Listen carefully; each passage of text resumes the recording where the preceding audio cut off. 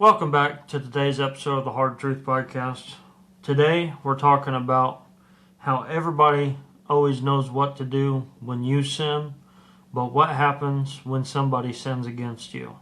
I'm your host, Clay Lyons. Tyler Tate. I'm Jacob Boyce.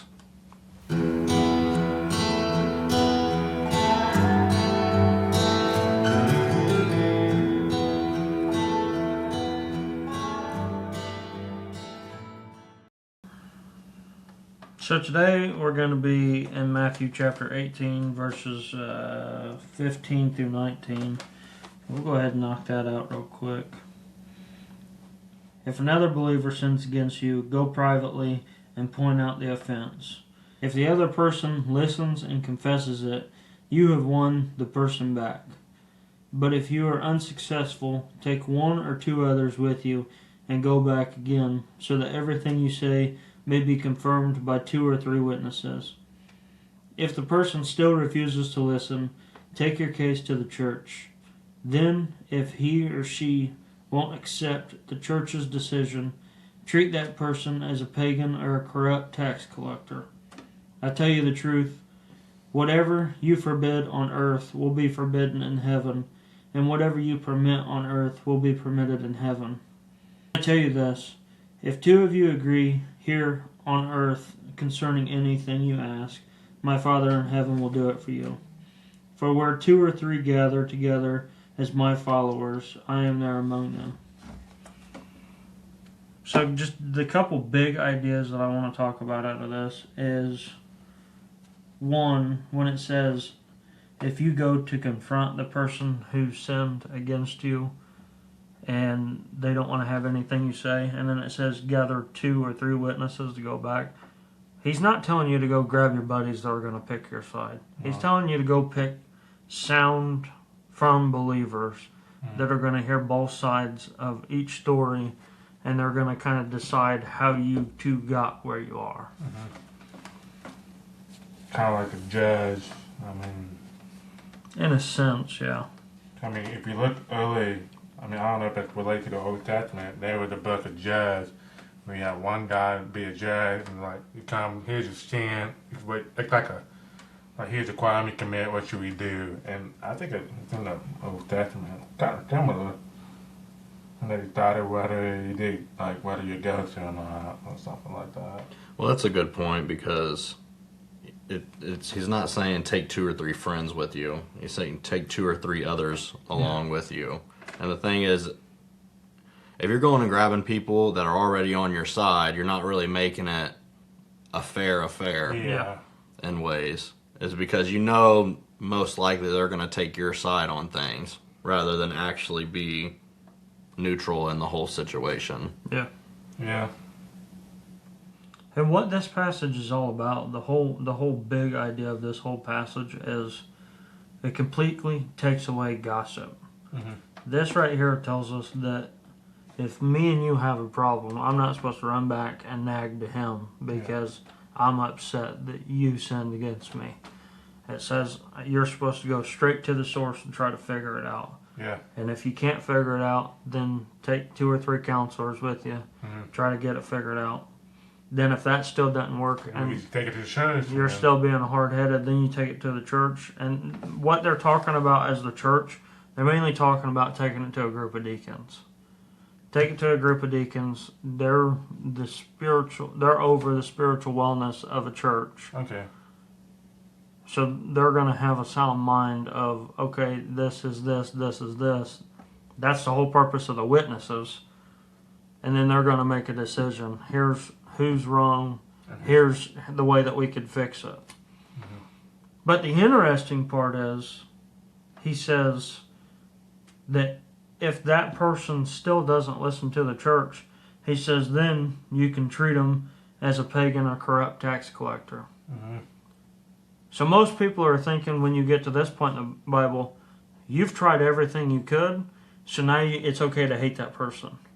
But what do we know that Jesus did for Gentiles and tax collectors? He gonna have dinner with them. He loved them. Yeah. It's just like love thy neighbor, love your people, love your neighbor. Yeah.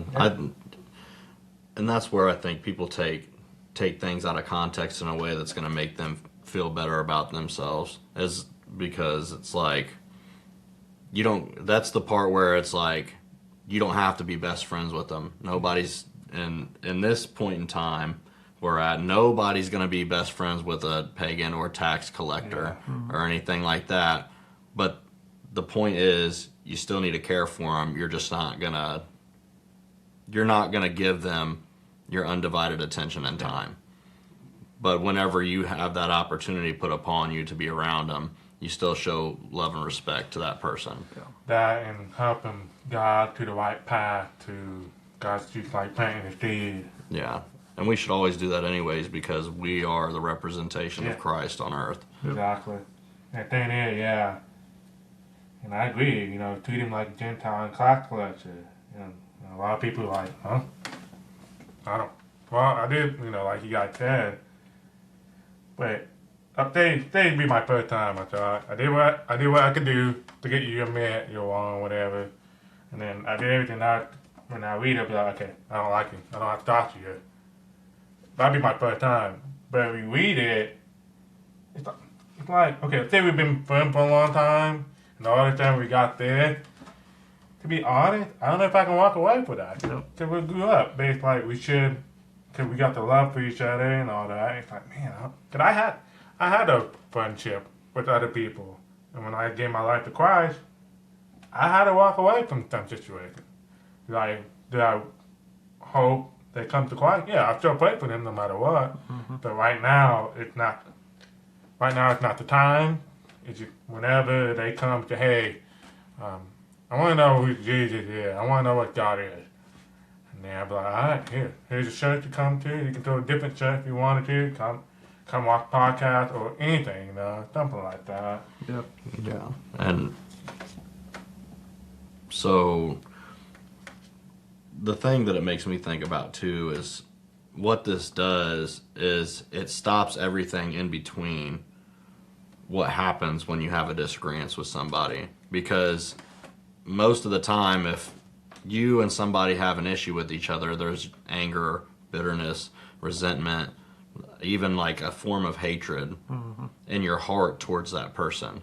And most of the time, that person's going to have the same thing on the other end too, because you're not with them. Like, that's somebody, most of the time, somebody that's close to you. Yep. So they're going to be angry and bitter and resentful and all these things. And then when you don't come to somebody, if you don't just come and speak your mind to that person and let it be known, all it does is trap you guys in a ball of negative, evil energy is all it does. Because that's what sin is. Yeah. Sin is evil. Anger is evil. Bitterness is evil. And at a certain point, then you begin to harden your hearts towards each other. But by doing that, you're also hardening your heart to not allow the Lord to speak into the situation. And another one is, like, when you have that hatred, is, I'm done with that person, I'm good, I'm still going to go to heaven, I did what I can. But if we read later on, it said, so also my heavenly Father will do to you, and let every one of you forgive his brother and sister from your heart. So, like, if we have a disagreement, if I'm still mad at you, I say, hey, I'm down with you, I'm still mad at you. It's like, oh, God, that'd be the worst feeling to have. I can't let you in because you still hate that one person. So what I need to do is, hey, I might apologize. I don't know what the situation is, but I'm like, hey, I don't know what comes to this, but I want to say, please forgive me. If I ask you to forgive me, all right, cool. But it's up to you to forgive me whether you do that. If you don't forgive me, that's on you. Yeah, and that kind of goes back into, we talk about all the time what we're supposed to do if we sin against somebody else. But when you're sinned against, and you said something earlier that's also an important part, and that's why through studying this, I kind of realized that we take this verse out of context in verse 19, where it says 2 or 3 are gathered in my name, there I am also. Yeah. Why I firmly believe that is true, like when we're going through Bible studies and stuff, that still doesn't change the fact that 9 times out of 10 when this verse gets thrown around, it's used in the wrong context. Because he's talking specifically about, you've already went through this whole process, you've brought witnesses, you took it to the church leaders, they tried to fix it. Now you're supposed to treat this person as a Gentile or a tax collector. You're supposed to love them, but not necessarily go out of your way to be around them. Yeah. But during that time, that whole group of people that you just got involved rightfully should be praying for that one person to come to their senses, in a sense.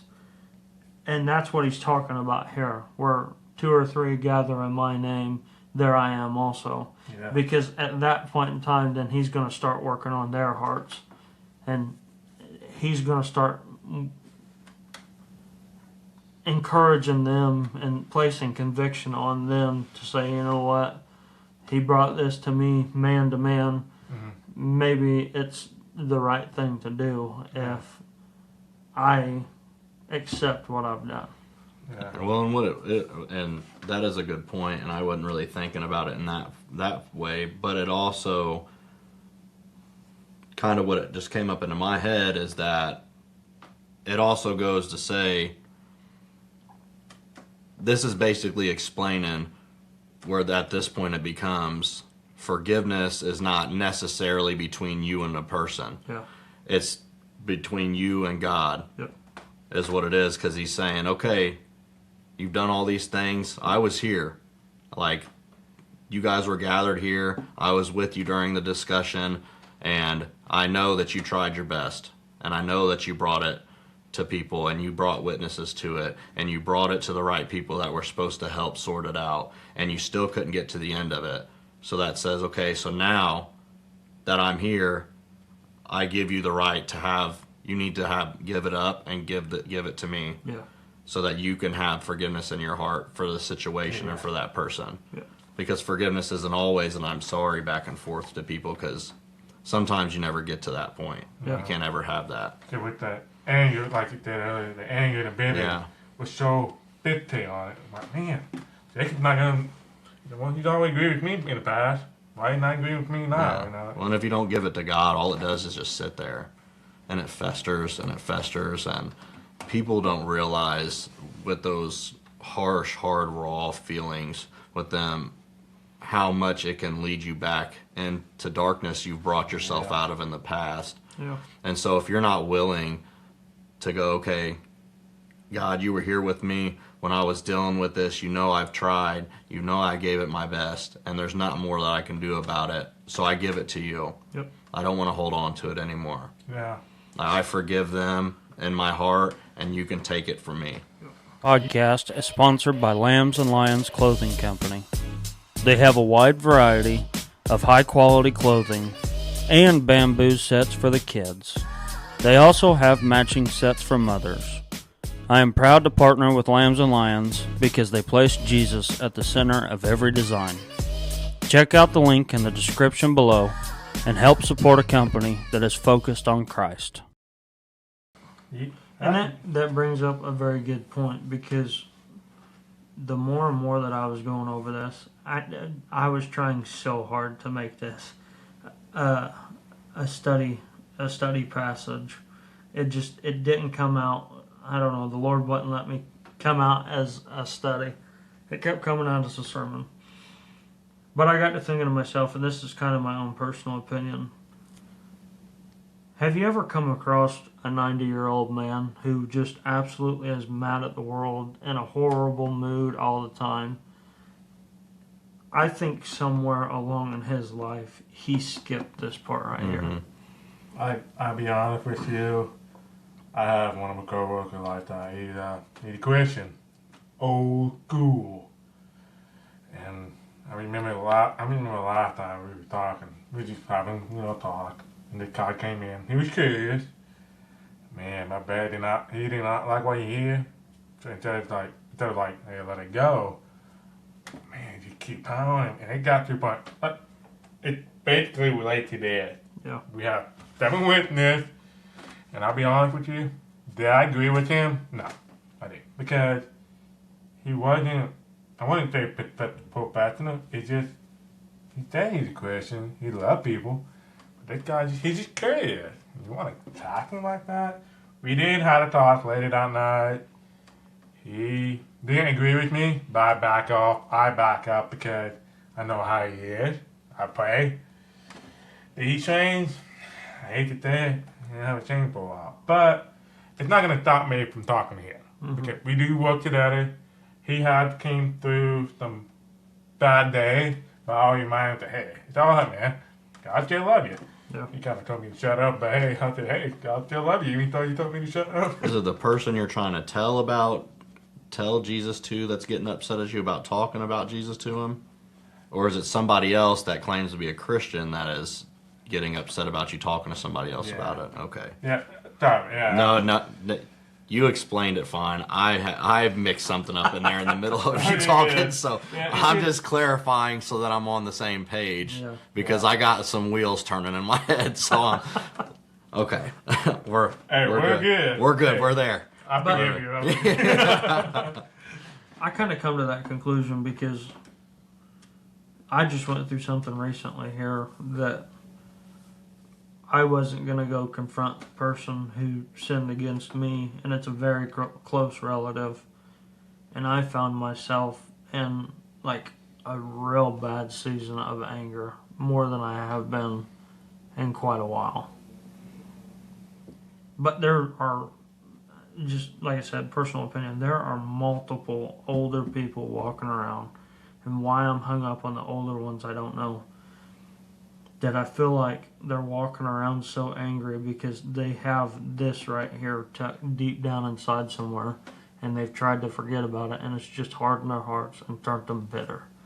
You know, that's kind of crazy. Because I talked to your dad earlier today. We talked, one guy, I told him, hey, he's a good worker. You know, he said, yeah. Yeah, you know him. I said, he came to my main group. So we talk about God, and we talk about whatever lesson. We all have different perspective. And he didn't want to come because he had anger. I said, that's okay. I got anger. You need someone to help you. I got them. I said, anything you can think of for a man that shouldn't do, we got them all. And he said something that he didn't want, like, something happened to him. And out of the blue, I told him, I said, look, I don't know what you went through. I understand. Maybe you need to come to it, like, hey, I need to forgive myself. Like, look yourself in the mirror. Forgive yourself. You did what you did. Maybe you need closure. And he said, I couldn't. I said, that's fine. I said, closure can be very scary. I told him, I said, look at me. I came with my anger. I had anger for a long time, and then I listened to someone. I think it's like someone saying that in front of you the whole time. And he didn't realize that. He didn't realize that. I said, look, it's okay. If you don't want to come to closure, that's fine. But maybe if you ever want to do it, just look up, say, hey, forgive me. And you might not get like a feeling of relief that day, but maybe later down the road, you know. He said, yeah. That's it. And what you said there, I think, is a big part of this that people are missing. Is it's not always the other person, like, it's the other end of it, like the person that is hurt, that's been wronged. They have to show you forgiveness, but then when you're the person that wrongs somebody, right, you got to learn to give forgiveness to yourself. And I think that's a lot of what you're saying is that because we can sit here and say all day long, with somebody wronged me, you know, but the thing about most situation is you might hold some wrong in that. Mm-hmm.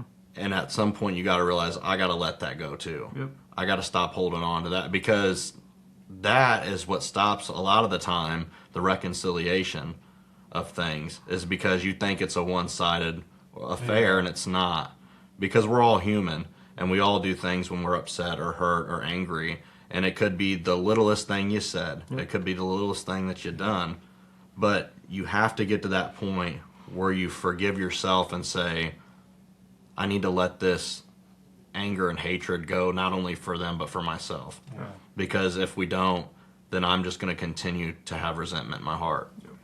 And so we're almost out of time here, but on the complete other end of all of this, there's a role in us when we're sinned against too. Yeah.